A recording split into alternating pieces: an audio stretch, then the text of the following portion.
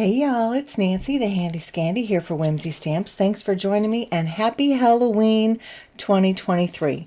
I have one last Halloween hurrah and it's going to be a couple of little tags.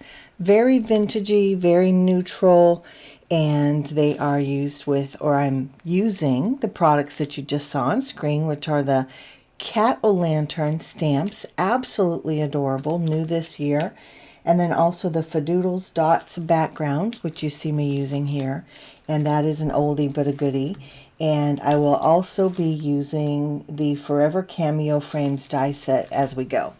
Now these tags that I have in my Misty they're just some ones that I purchased off Amazon, and I did some coffee dyeing.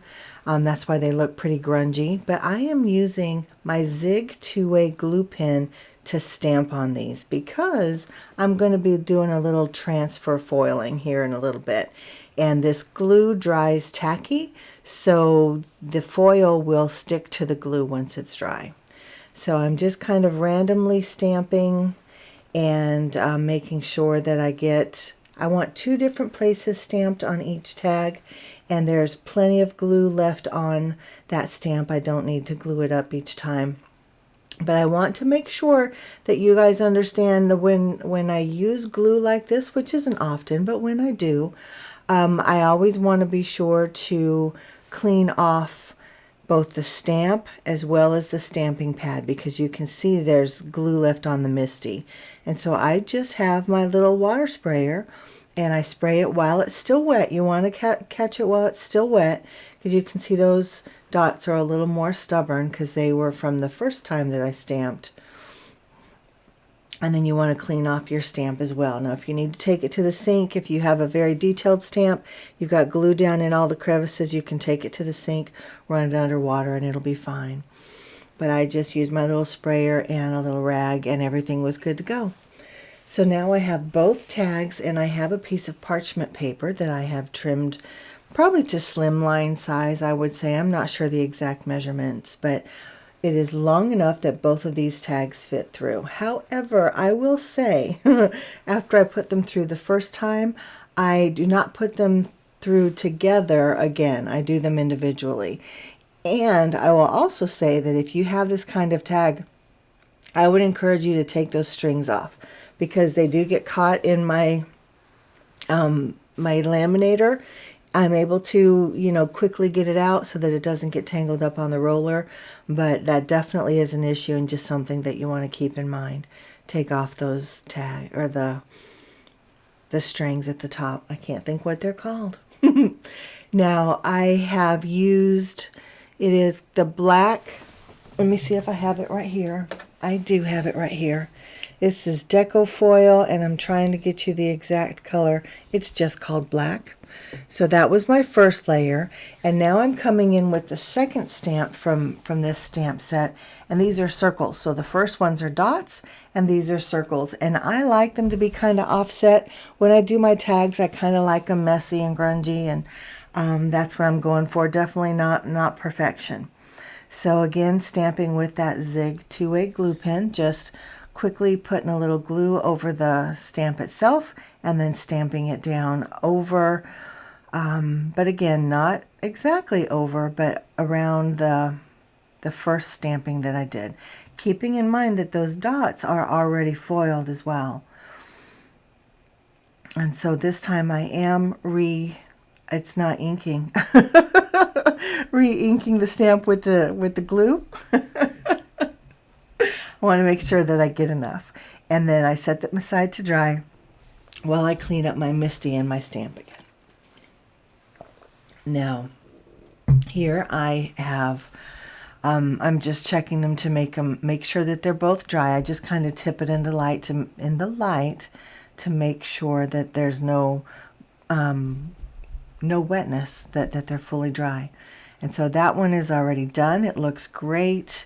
Now I've got the second one done, and here we are going to bring in the third stamp from that stamp set and a little bit of distress ink, and I'm just gonna do some stamping, just quick, down and dirty, nothing perfect, nothing you know, precious or super neat, I'm just stamping it down.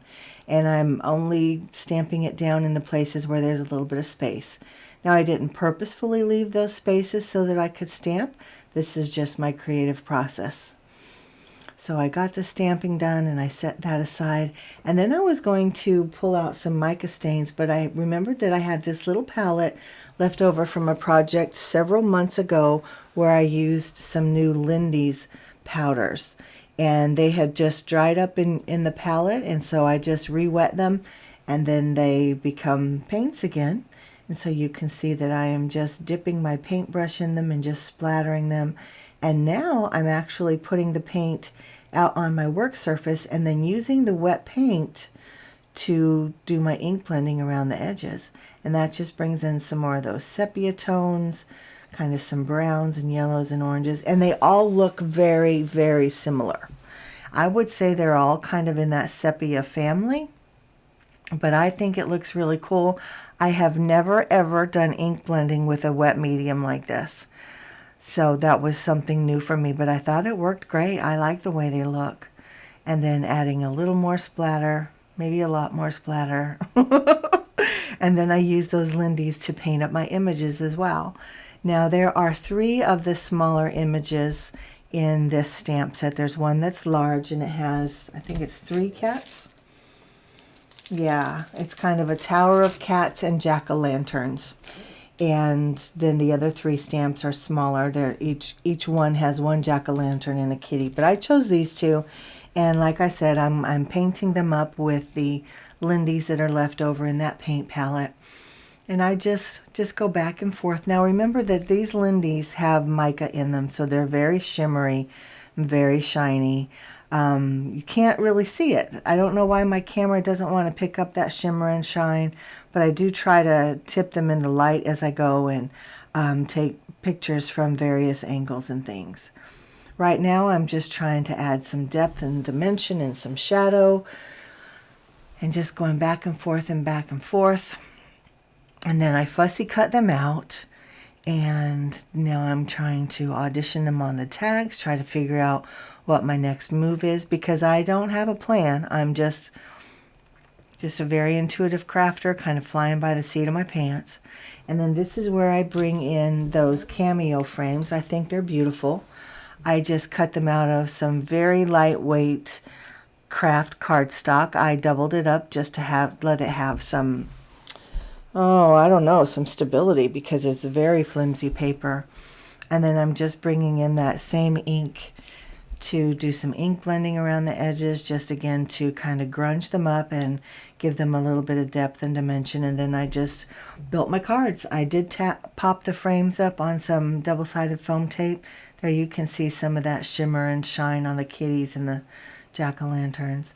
So there's shine on the spots and the circles in the background.